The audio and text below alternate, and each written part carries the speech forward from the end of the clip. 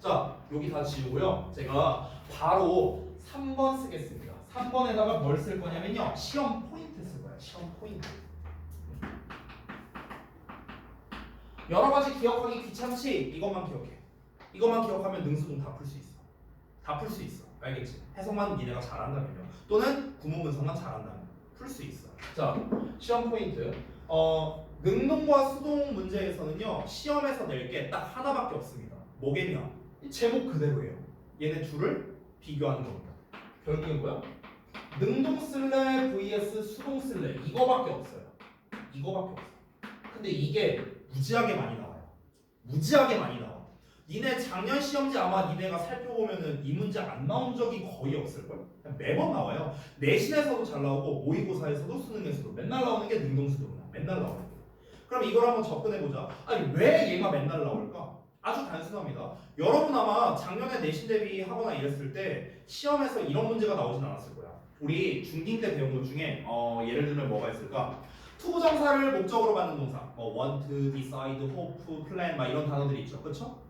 이거에 관련돼서 혹시 시험에 나왔을까? 절대 안 나와요. 고등부에서. 동명사를 목적으로 받는 동사 뭐 enjoy, finish, mind, give 막 이런 단어 있잖아. 그쵸? 그럼 그게 시험에 나오나? 안 나와요. 왜 안 나오는 줄 알아요? 단순 암기여서. 단순 암기여서. 이건 안 나옵니다. 고등부에서는 단순 암기 문제 안 내요. 해석과 결합해서 문제를 출제해요. 해석과 결합해서. 그러니까 우리가 이거를 문법이라고 부르지 않고 어법이라고 부르잖아요. 어법. 어법이라는 말이 뭔 줄 알아요? 문법과 해석이 결합된 거를 어법이라고 해요. 쉽게 말하면. 지금 이 교재 이름이 뭐야? 어법 끝이잖아. 어법 끝. 해석을 해야만 풀 수 있게끔 문제를 출제한다는 거예요. 이게 어법이에요. 알겠죠? 여러분이 작년 시험을 봤을 때 어떻게 나왔습니까? 다음 중 어법상 어색한 것은 이라고 나왔지 문법상 어색한 것은 이라고 나왔나요? 아니잖아요. 어법상이잖아. 어법이라는 말 자체가 뭐라고요? 해석해야 풀 수 있는 거라고. 해석해야. 됐어? 근데 물론 걔 중에는요 단순 암기로도 해결이 되는 애들도 있습니다. 아주 일부 나오는 경우도 있어요. 근데 거의 대부분 90% 이상은요 여러분이 해석해야만 풀 수 있는 문제를 선호한다는 거야. 단순 암기 문제를 안 낸다고요. 고등부에서 안 내요. 오히려 이건 되게 이상한 건데 오히려 거꾸로 니네가 대학교에서 배우는 영어들 있죠. 아니면은 토익이라든가 뭐 이런 시험들 있잖아. 아니면 공무원 시험이라든가 여기에서는 오히려 또 반대로 암기가 나와요. 거꾸로. 근데 고등 영어에서는 안 나와요. 고등 영어에서.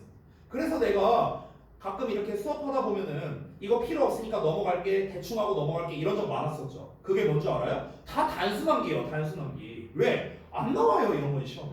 절대 안 나옵니다. 본 적이 없어요. 근데 이 능수동이 왜 잘 나올까? 해석해야 풀 수 있거든요. 그러니까 얘를 버릴 수가 없는 거예요. 고등학교 입장에서. 알겠죠? 그러니까 이 능동과 수동을 비교하는 거는요. 사실상 어떤 시험에서든지 간에 출제율이 95%야. 적게 잡아도 95%라고. 이렇게 중요한데 이걸 안 해? 말이 안 되죠? 그렇죠? 자, 그래서 이 능동과 수동을 구분하는 법 두 가지 방법이 있습니다. 이거를요. 능동과 수동이 응용된 버전이 되게 많거든요. 지금은 제가 전부 다 동사 형태를 썼죠. 동사 형태. 그렇죠? 이거 다 동사 형태야. 근데 여러분 준동사 있죠. 부정사, 동명사, 분사 이런 애들 준동사들. 준동사도 능수동이 있거든요. 준동사도. 예를 들면 추동사 원형 쓸래? 추리 PP 쓸래? 동명사로 따지자면 ing 쓸래? 긴 PP 쓸래? 분사로 따지자면 ing 쓸래? PP 쓸래? 이거죠. 이것도 뭐예요? 다 능수동 문제예요. 근데 지금 제가 알려드리는 방법을 쓰면은요 다 풀 수 있어요. 다 풀 수 있어요. 준동사고 동사고 다 풀 수 있다고. 알겠죠? 그러니까 가보겠습니다. 자, 첫 번째입니다. 어떻게 풀면 되느냐면요. 여기 잠깐만. 여기다가 제가 풀이법이라고 쓸게요. 풀이법. 첫 번째. 해석을 이용하는 겁니다. 정석이에요, 정석. 이게 정석이에요. 해석을 이용하는 게. 근데 해석을 이용한다라고만 말하면 조금 애매하죠? 조금 구체적으로 말할게요. 여러분이 새삼스럽게 능동은 하는 거다, 수동은 당하는 거다 이거 모르는 사람이 있어요? 없잖아요. 다 알잖아. 그렇죠? 그 해석이 중요한 게 아니에요. 그 해석이 중요한 게 아니에요. 해석을 이용할 때 포인트는 뭐냐면요. 포인트는 뭐냐면 바로 누가 하느냐 누가 당하느냐예요. 누가가 중요한 거야. 누가. 됐어? 얘네 자체 해석이 중요한 게 아니라 누가 하는 거고 누가 당하는 건데 그게 중요한 거야.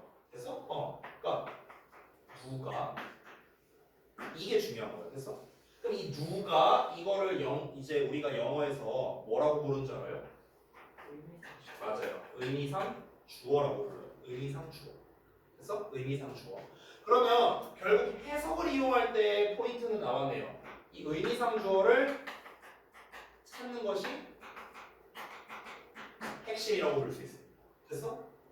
하는 거냐 당하는 거냐가 중요한 게 아니에요. 그거는 모르는 사람이 없어요. 다시 한번 말합니다. 그게 중요한 게 아니라 누가 하는 거고 누가 당하는 건데 이게 중요한 거라고. 아시겠죠? 아시겠죠? 자 그러면 여러분한테 이제 알려드려야 될 게 그럼 선생님 의미상 주어를 어떻게 찾아요? 이걸 이제 우리가 배워야 될 거 아니에요? 자 이거를 이제 알려드릴 건데 사실 동사 쪽에서는 제가 얘기할 필요가 없습니다. 여러분 동사의 의미상 주어는 누구예요? 당연히 주어잖아. 그렇잖아. 설명할 필요가 없죠. 그렇죠? 그러니까 이거는 내가 말할 필요가 없어요. 오히려 준동사에서 얘기를 하는 게 좋은데 준동사는 아까 말했다시피 부정사, 동명사, 분사 세 종류가 있잖아요. 그럼 여기에서 능수동 문제를 제일 많이 내는 게 뭘 것 같아요? 부정사, 동명사, 분사 중에? 당연히 분사예요. 당연히 분사. ing 대 pp. 이게 대부분 나옵니다. 그래서 이 능수동에서 제일 많이 나오는 게 뭐냐면요. 사실 이거예요. 그래서 ing 대 pp가 뭡니까? 얘가 빈출도가 제일 높습니다. 압도적으로 높아요. 압도적으로. 됐어? 압도적으로 높습니다. 자, 그러면 사실 이 파트가요 뒤에 따로 있어요. 그래서 어느 정도로 따로 있냐면 그 다음 챕터 한번 볼래? 유닛 6. 유닛 6가 84페이지거든요. 거기에 뭐라고 나와 있는지 한번 제목 읽어볼까? 뭐라고 나와 있냐? 분사의 능동수동이라고 나와 있지. 그렇죠? 봐봐. 부정사의 능동수동도 아니고 동명사의 능동수동도 아니야. 분사의 능동수동이라 나와 있어. 얘만 챕터가 따로 돼 있죠. 왜 그럴까요? 얘가 압도적으로 많이 나오니까 그런 거예요. 됐어? 그러니까 지금 우리가 배우는 수동태라는 이 개념은요. 사실상 얘를 위한 빌드업이라고 봐도 무방하다는 거죠. 그래서 오늘 제가 설명드리는 건 유닛 5와 6을 같이 설명드리는 거예요. 아주 중요한 큰 틀을요. 알겠죠? 자, 그러면 얘를 기준으로 어떻게 해석을 해야 되는가? 분사를 기준으로, 얘를 기준으로 말할게요. 자, 나머지 부정사나 동명사는 다 부수적인 겁니다. 이건 이따 책 보면서 할 거고요. 그리고 일반 동사는 앞에 있는 주어 보고 하면 되니까 이건 불필요합니다. 얘만 중요해요. 얘만. 얘는 경우의 수가 좀 많거든요. 의미상 주어가 될 수 있는 경우의 수가 조금 다양해요. 그래서 제가 얘만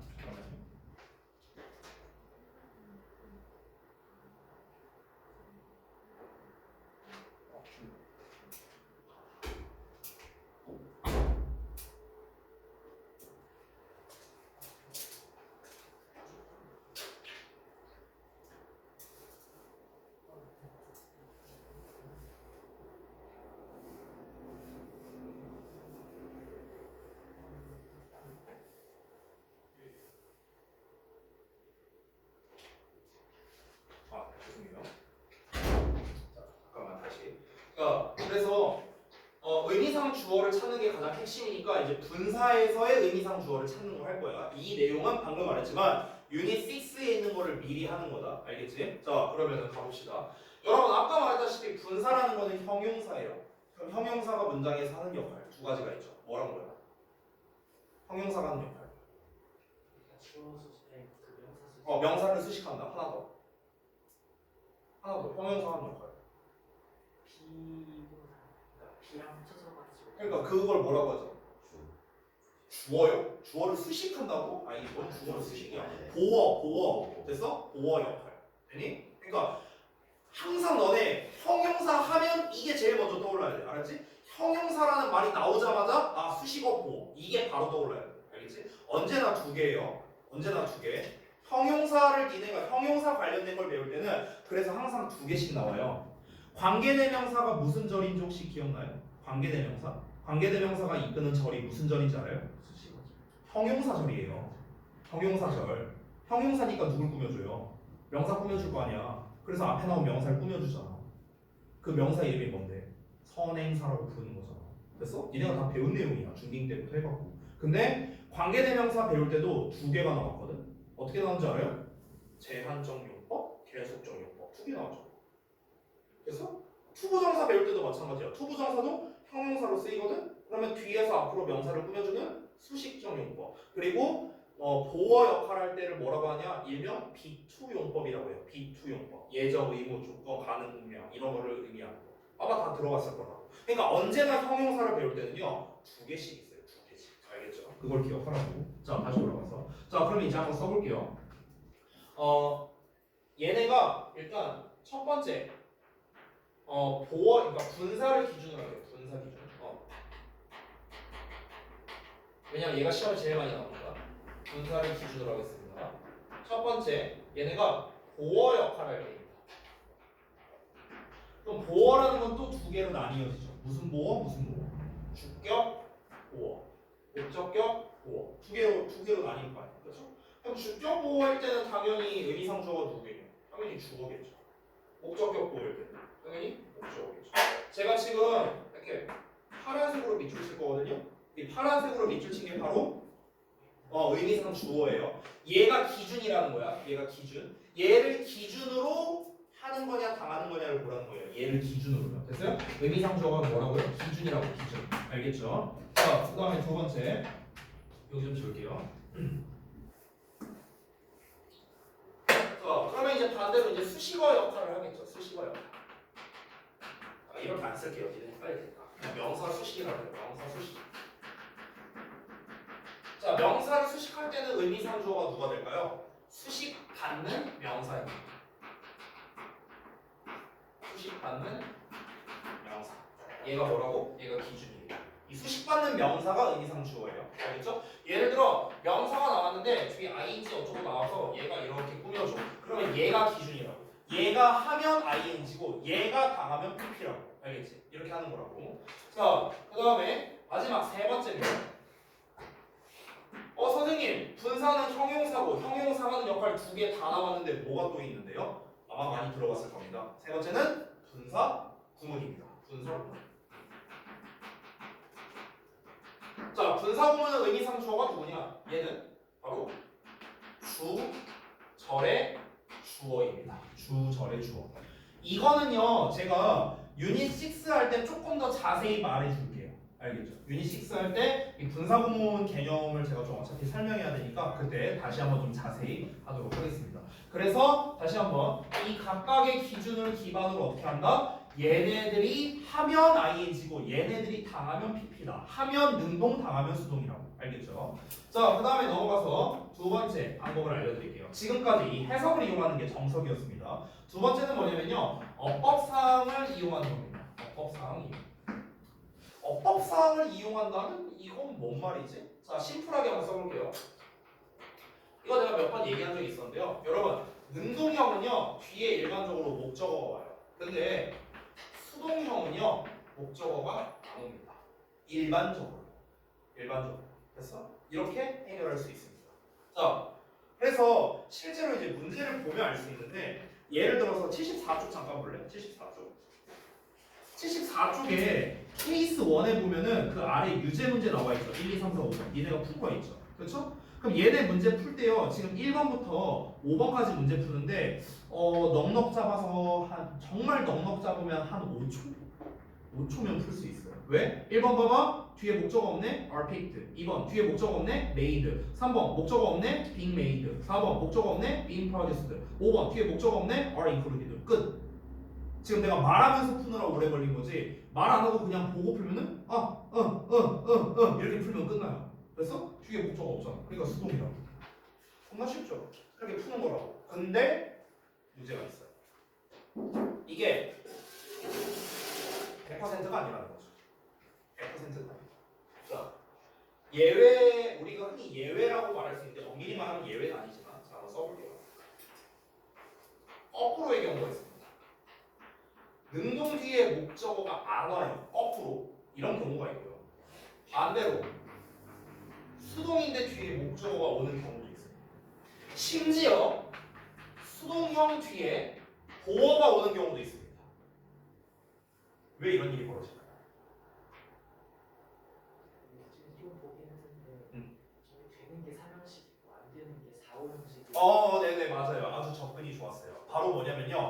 형식에 따라 다르다는 겁니다. 형식에 따라. 잘 봐봐. 자, 능동 뒤에 목적어가 온다면요. 이거는 결국에 정확하게 말하면 3, 4, 5형식의 경우겠죠. 정확하게 말하자면. 왜냐면 뒤에 우리 문장의 5형식 보면 되잖아요. 문장의 5형식. 아까 썼는데. 이거 다 능동형 아니에요? 내가 BPP 안 썼으니까 다 능동이죠. 그럼 능동 뒤에 목적어 오는 거 뭐밖에 없냐? 3, 4, 5잖아요. 됐어요? 이거야. 수동 뒤에 목적어가 안 온다? 이거는요. 잠깐 보여줄게요. 잘 봐. 여러분, 삼형식 문장이 이렇게 있어요. 그럼 우리 수동태 어떻게 만드냐? 주어, BPP, 과의 목적어. 이거 아니에요? 우리 중딩 때 배운 거죠. 그렇죠? 그럼 잘 봐야 얘들아. 재밌는 일이 벌어진다. 얘 삼형식 문장이거든, 능동태일 때. 근데 수동태로 바꿨더니 어떤 일이 벌어지는가? 주어, BPP. 즉 주어 동사 나와 있고 얘 수식어죠. 1형식으로 돼요. 형식이 바뀐다고. 됐어? 그러니까 수동태가 되면은 형식이 달라지는 거예요. 그럼 지금 봐봐. BPP는 수동이죠. 근데 수동 뒤에 목적어 있어 없어? 없어. 이거 왜? 됐어? 그래서 수동태 뒤에는 뭐다? 목적어가 안 나오는 경우는 삼형식의 경우입니다. 됐어? 그럼 여러분, 능동인데 뒤에 목적어가 안 나오는 건 어떤 경우예요? 능동인데 목적어 안 나오는 경우 어떤 경우 있어? 아까 전에 말했어. 어떤 거? 1형식. 1, 2형식이야. 1, 2형식. 즉 무슨 동사? 자동사입니다. 자동사. 아까 전에 얘기했었죠? 자, 그럼 수동 뒤에 목적어가 오는 경우는요. 목적어가 2개 나오는 4형식의 경우겠죠. 그렇죠? 그래서 얘는 4형식이 되고. 자, 수동 뒤에 보어가 나오는 경우는 보어가 하나 남는 5형식의 경우겠죠. 됐니? 이렇게 정리가 되거든요. 자, 그러면 아까 전에 우리가 배운 것도 이제 여기에 다 연결이 된다. 아까 제가 뭐라고 했습니까? 문장의 5개 형식은 전부 다 무슨 태? 능동태라고 얘기했었어요. 맞아요? 그래서 능동태니까 1, 2, 3, 4, 5형식 다 들어가 있죠. 근데 수동태는요. 1, 2형식은 수동태가 안 된다 했죠. 3, 4, 5만 되죠. 그래서 3, 4, 5만 수동이 되잖아. 됐니? 아까 배웠던 것도 여기에 적용이 되는 거죠. 이해됐니? 됐어요? 자, 그러면 가장 일반적인 케이스는 이 2개예요. 가장 일반적인 케이스. 그래서 보통은 이걸로 웬만하면 풀립니다. 근데 분명 이런 경우도 있다는 거죠. 자, 그러면 일단 제가 표면적인 방법은 알려줬는데 선생님 그럼 구체적으로 우리는 어떤 방법을 이용해야 되고 어떻게 좀 더 구체적으로 풀어야 됩니까? 이제 이게 중요하겠죠. 자, 알려줄게요. 어떻게 하냐면요. 일단 2개를 다 이용해야 돼요. 능수동 문제를 풀 때. 반드시요. 2 방법을 다 이용해야 돼. 하나만 이용했을 때는요. 문제가 생깁니다. 어떤 리스크가 있는지 한번 볼까요? 해석만 이용해. 얘를 이용하지 않는 경우에 리스크가 있습니다. 얘는 어떤 리스크가 있느냐? 첫 번째, 나의 해석 실력이 그지 같으면 못 풀어요. 그렇죠? 내가 해석을 잘못하는 순간 망하는 겁니다. 두 번째, 만약에 BPP가 나왔는데 PP형이 나왔는데 내가 모르는 단어예요. 어쩔 거예요? 그럼 해석이 안 될 때. 내가 모르는 단어면 해석이 안 될 거야. 그렇죠? 이런 문제가 또 생깁니다. 그렇죠? 그러니까 이런 리스크가 있고요. 마지막 3번째 리스크는요. 어쨌든 해석을 해야 되죠. 시간이 오래 걸립니다. 됐어? 이 3가지가 단점이에요. 자, 그럼 반대로 어법을 이용하는 경우에 리스크를 볼게요. 이거는 리스크가 몇 개 없어요. 근데 그 리스크 자체가 치명적입니다. 뭐냐? 너네 내가 이렇게 한번 질문해 볼게. 한번 봐봐. 여러분 메이크 있죠? 메이크. 메이크가 몇 형식 동사인지 알아요, 여러분? 5형식이요? 3형식이요? 메이크는요 다 돼요. 다 돼요. 1, 2, 3, 4, 5형식 다 돼요. 1형식일 때 무슨 뜻인 줄 알아? 가다의 뜻이 있어요. 2형식일 때 무슨 뜻인 줄 알아요? 되다의 뜻이 있어요. 되다. 이게 니네가 알고 있는 만들다, 만들어주다, 강요하다. 근데 메이크가 뜻이 이게 달까요? 아니요. 겁나 많죠. 뭔가를 지어내다, 꾸며내다 막 이런 뜻도 있고 뭐 화장하다라는 뜻도 있죠. 우리가 메이크업이라고 해갖고. 그렇죠? 겁나 많아요 뜻이. 야 지금 이거 꼴랑 한 단어에도 모든 형식이 다 있는데 그럼 니네가 이 단어 보자마자 아 얘는 몇 형식 동사 이걸 눈치챌 수 있을까요? 불가능해요. 그거는요. 됐어? 그러니까 우리가 이 동사가 몇 형식에서 쓰였는가를 일일이 알아본다는 거는요 굉장히 까다롭다는 거죠. 됐어요? 그러니까 어법을 이용한다는 건 어찌 보면 이 자체가 리스크가 되는 거예요. 이 자체가. 됐어? 근데 내가 이렇게 말하면은 아 그럼 선생님 우리 결국에는 어떻게 해야 된다는 거예요? 막막해지죠? 그럴 필요 없습니다. 그러려고 제가 있는 거잖아요. 자, 물론 지금까지 말씀드린 건 다 이론상의 이유입니다. 이론상의 이유. 이것만 말할 거라면 제가 이 자리에 있으면 안 되죠. 자, 그래서 시험에 특히 뭐가 많이 나오는데 이게 이제 필요하겠죠. 그렇죠? 자, 방법을 알려줄게요. 일단 순서를 먼저 알려주면요. 어법을 이용하는 걸 먼저 하세요. 왜? 이 녀석의 장점은 뭡니까? 빨리 풀 수 있어요. 아까 5초도 안 걸렸잖아. 이거 푸는데. 그렇죠? 빨리 풀 수 있다는 게 장점입니다. 그리고 어법을 이용해서 일단 풀고요. 그럼 선생님이 5개를 다 고려하나요? 아니요. 여기까지만 고려하세요. 딱 3개만. 이 위에 3개만. 아래 2개는요. 자주 나오진 않아요. 자주 나오진 않습니다. 그리고 여기 3개 있죠. 요 특이사항 3개 있죠. 얘네는요. 나오는 게 그러니까 시험에 나오는 게 어느 정도요. 어느 정도 정해져 있습니다. 그러니까 결국에는 동사형일 거 아니야 얘네가. 근데 요 경우에 나오는 동사형, 요 경우에 나오는 동사형, 요 경우에 나오는 동사형이 어느 정도 정해져 있어요 시험에. 그러니까 정해져 있는 것만 제가 알려줄게요. 알겠죠? 그럼 그것만 니네가 별도로 외우면 나머지는 다 이걸로 풀면 되잖아. 그렇죠? 그렇죠? 그러니까 이것만 알면 돼요. 몇 개 안 돼요. 몇 개 안 돼. 정말 많아봐야 한 30개밖에 안 됩니다. 자, 그러면 다시 한번 일단 어법을 이용해서 먼저 푸세요. 이 3가지만 고려해서. 그러니까 처음에 봤을 때 자동사냐 아니냐. 자동사다? 그럼 무조건 능동 끝. 자동사가 아니다? 그럼 뒤에 목적어 있으면 능동, 없으면 수동. 이렇게 풀라고요. 풀고요. 그 다음에 검토 삼아서 해석을 하라고요. 알겠죠? 여기서 끝나면 안 돼요. 여기서 끝나면 안 되고 검토 삼아서 해석을 해야 돼요. 그래서 실제로 여러분이 능수동에 관련된 문제를 풀 때는 어떻게 해야 되냐? 어법상의 근거를 니네가 쓸 거 아니야? 내가 숙제를 내든 데일리를 하든 뭘 하든 간에 그럼 너네가 이 능수동에 관련된 문제를 풀 때는요 언제나 근거가 2개 써 있어야 돼. 항상. 어떤 근거가 있어야 될까? 뒤에 목적어가 있다 없다 또는 얘가 자동사다. 이런 근거 첫 번째. 그리고 두 번째는 뭐다? 해석적 내용이 들어가 있어요. 저도 답지를 만들 때 언제나 그 2가지를 기록해 놓습니다. 언제나. 그러니까 너네도 똑같이 해야 된다. 아시겠죠? 아시겠죠? 일단 기본은 그렇고요. 그럼 선생님 여기에서 능동 뒤에 목적어가 안 오는 경우 즉 자동사죠. 자동사의 경우에 뭐가 있어요? 얘는요 이게 있겠죠. 그래서 이 특이사항 3가지를 이제 정리할 거예요. 그러니까 이 특이사항 3가지까지 정리하죠? 그러면 능수동 끝이에요. 나머지는 다 책에 있는 부수 내용이야. 부수 내용. 부수 내용은 책 읽으면서 제가 그냥 할 겁니다. 이건 다 필요 없고요. 결국 핵심은 이겁니다. 알겠죠? 그러면 잠시 쉬는 시간 가졌다가 요 3개만 제가 따로 정리해 줄게요. 알겠죠? 자, 잠깐만 쉬었다 합시다.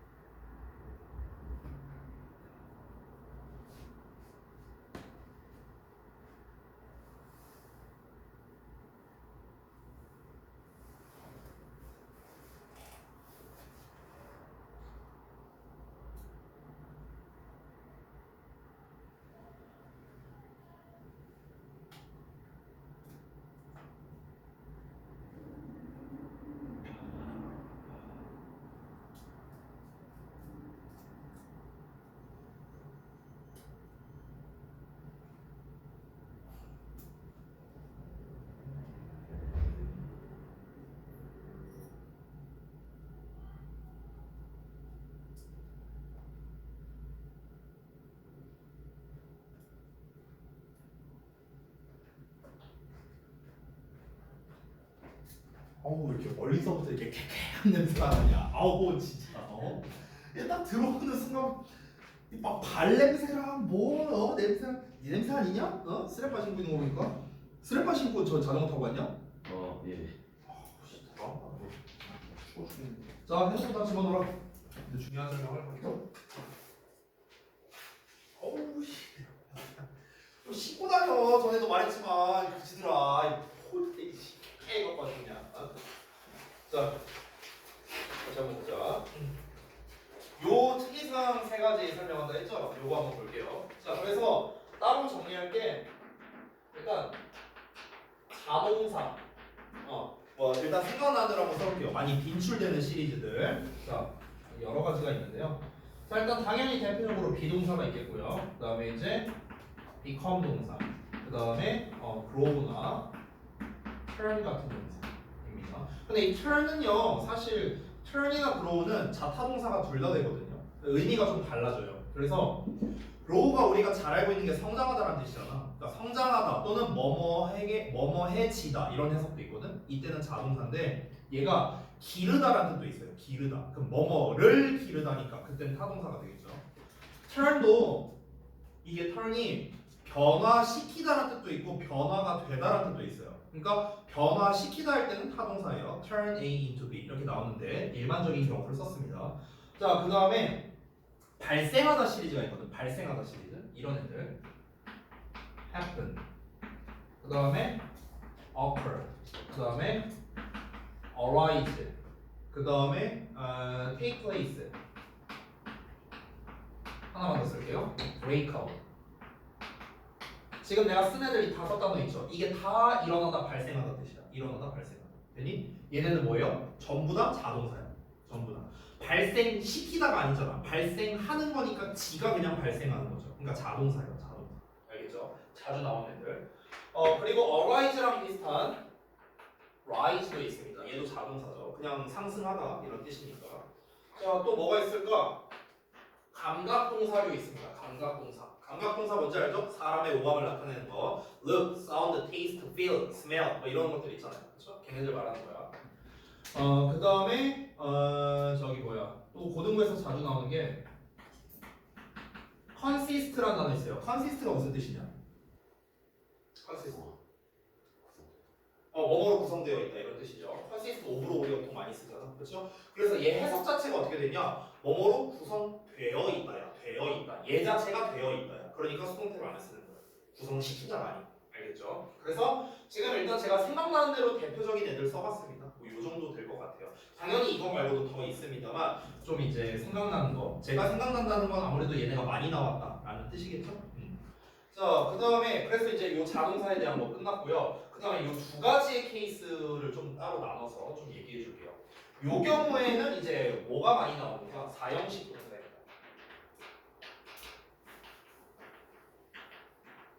사형식 동사는 사실 몇 개 없거든요. 시험에서 자주 나오는 게 가장 대표가 뭐냐? give야. give 제일 많이 나와. give가 1순위고요. 그 다음에 기껏해야 뭐 있을까? tell 정도? 이 정도? 근데 tell도 나오긴 하는데 그러니까 나오는 건 자주 나오는데 시험에 나오는 건 아니에요. 그러니까 무슨 말이냐면 비동사에 tolled하고 대절 막 이렇게 나온단 말이야. 근데 여기다가 밑줄 쳐놓고 능수동 문제 이렇게 출제하진 않는다. 이렇게 출제하진 않는다. 그러니까 사실 능수동으로 출제하는 건 거의 웬만하면 얘밖에 없어요. 거의 웬만하면 기입돼요. 알겠죠? 이 정도만 알면 돼요. 자, 그 다음에 오형식 경우 한번 봐볼게요. 오형식 동사 여기 좀 지울게. 자, 여기까지만 지울게요.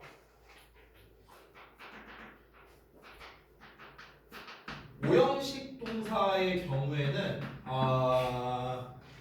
얘는 좀 어떤 패턴이 많이 나오냐면은 이런 패턴이 많이 나와. 그냥 패턴으로 알려줄게. 얘는 B, PP, 투동사원형 요 패턴이 제일 많이 나와. 요 패턴. 근데 얘는 사실 어법에서는 잘 안 나와요. 그러니까 여기 BPP에 밑줄 쳐놓고 능수동 이렇게 안 내요. 잘 이렇게 안 내고요. 얘는 보통은 영작에서 조금 더 출제율이 높아요. 영작에서. 그러니까 예를 들면 이런 애들이에요. 예를 들면 이런 거 있잖아. 뭐 만약에 be asked to 동사원형 뭐 이런 거 있죠. 이런 거나 아니면 be allowed to 동사원형. 뭐 이런 애들이 있죠. 이런 애들. 이런 패턴이 좀 많이 나오는 거야. 이런 패턴. 알겠죠? 근데 방금 말했지만 어법보다는 영장에서 조금 더 자주 나온다? 뭐 이렇게 될 것 같아요. 됐죠? 그래서 뭐 이 정도로만 정리를 하겠습니다. 그러니까 대부분은 아까 말했다시피 위에 세 가지 일반적으로 뒤에 목적어가 오냐 안 오냐 오면은 능동, 안 오면 수동. 근데 자동사면 무조건 능동. 요거 있죠. 웬만하면 대부분 여기에서 많이 출제돼요. 대부분 그렇습니다. 거의 제가 과감하게 말하자면 한 80%는 여기서 출제된다고 보면 돼요. 알겠죠? 그래서 능수동에 관련된 문제는 다 이걸로 해결이 가능하다. 이렇게 보시면 될 것 같습니다. 자, 그래서 여기에서 지금 이제 제가 능수동에 대한 핵심은 다 설명했거든요. 핵심은 개념 설명했고, 형태 설명했고, 시험 포인트까지 설명했습니다. 풀이법 이런 것까지 다 설명드렸어요. 자, 그러면은 이제부터는 책에 나와 있는 거를 읽어보면서 이제 책에 있는 문제에서 좀 이제 중요도를 나눠서 제가 이렇게 좀 쓰도록 할게요. 이거 다 지워도 되냐? 혹시 다 안 썼냐? 다 썼냐? 다 썼어? 지운다? 여기까지 다 쓴 거 맞아? 그래? 알았어. 자, 중요한 거 다 설명했으니까 이제 책에 있는 거 쭉쭉쭉쭉 보면서 가겠습니다. 자, 케이스 1부터 볼게요. 능동태 대 수동태. 당연히 제일 중요하죠. 그렇죠? 그래서 아까 우리가 문제 풀어봤고요. 다 설명한 내용이니까 넘어가겠습니다. 두 번째, 수동태 플러스 명사구조. 이게 뭐냐면요. 책에 써주세요. 4형식 동사 말하는 겁니다. 4형식 동사. 우리 방금 전에 했던 거예요. 자, 그래서 지금 봐봐. 기브 나와 있는 거 바로 보이지? 코도 나와 있긴 하네요. 됐어요? 근데 잘 안 나와요. 웬만하면 요거예요. 됐죠? 그래서 4형식 동사 종류 막 어쩌고 막 뭐 이렇게 나와 있죠. 이게 수동태 플러스 명사 구조로 돼 있는데 이제 엄밀히 말하면 4형식 동사가 하나 더 있는데요. 5형식도 여기에 해당되긴 해요. 5형식 동사도 여기에 해당이 되긴 합니다. 왜냐면 잘 봐봐. 주어 동사 목적어 목적격 보어 나왔어. 근데 이 목적격 보어 자리에 명사 올 수 있죠. 보어 자리니까. 그럼 얘를 수동태로 만들면 어떻게 될까? 얘 내려와서 주어, 얘 내려와서 BPP, 얘 뒤로 가서 by 목적격. 그럼 남는 게 뭐야? 얘지. 얘 어떻게 나와요? 그대로 내려옵니다. 명사 보어 그대로 내려옵니다. 그럼 수동태 뒤에 뭐 나왔어? 명사 나왔잖아. 그게 똑같은 거야. 수동태 뒤에 명사. 그래서 그러니까 5형식도 일단 해당이 된다는 거예요. 여기 있는 콜은요 4형식으로 쓰인 게 아니라 5형식으로 쓰인 거예요. 그럼 이때 팁을 하나 줄게요. 5형식 동사인데 뒤에 명사 나왔을 때는요. 지금처럼 명사 나왔잖아. man's best friend 이렇게 명사 나왔잖아. 그럼 얘를요 해석을 해보면요. 뭐뭐로 또는 뭐뭐라고 이렇게 해석이 돼요. 알겠죠? 원래 목적어는 어떻게 해석해? 을레부터 해석하잖아. 그렇지? 근데 보어가 나오면은 보어는 이렇게 해석돼요. 이게 보어 해석이에요. 보어 해석. 정확하게는 명사 보어 해석. 되니? 그래서 실제로 해석해보면 cabbage is rich nutritionally. 캐비지가 너무나 영양적으로 풍부하대. 그래서 그것은요 has been called 불리워 왔다는 겁니다. 사람의 최고의 친구라고 불리워 왔다. 그래서 뭐라고 이렇게 해석되죠. 보어야 보어. 되니? 자, 그러면 한번 보자. 아래 있는 문제 한번 보자. 1, 2, 3번에 있는 거. 자, 일단 기본적으로 어떻게 푼다? 뒤에 목적어가 있냐 없냐로 푼다. 근데 뒤에 on invitation 목적어가 나와 있잖아. 그럼 우리는 원래 일반적으로는 이렇게 고르겠죠. 하지만 해석을 해서 우리가 확인을 해봐야 된다는 겁니다. 우리가 보내준 건지 우리가 받은 건지요. 우리가 초대장을 보낸 건지 초대장을 받은 건지 둘 다 되잖아요. 그럼 뒷내용을 더 봐야겠네요. By the sculptor. by가 나왔네 얘들아. by 누구에 의해서? sculptor에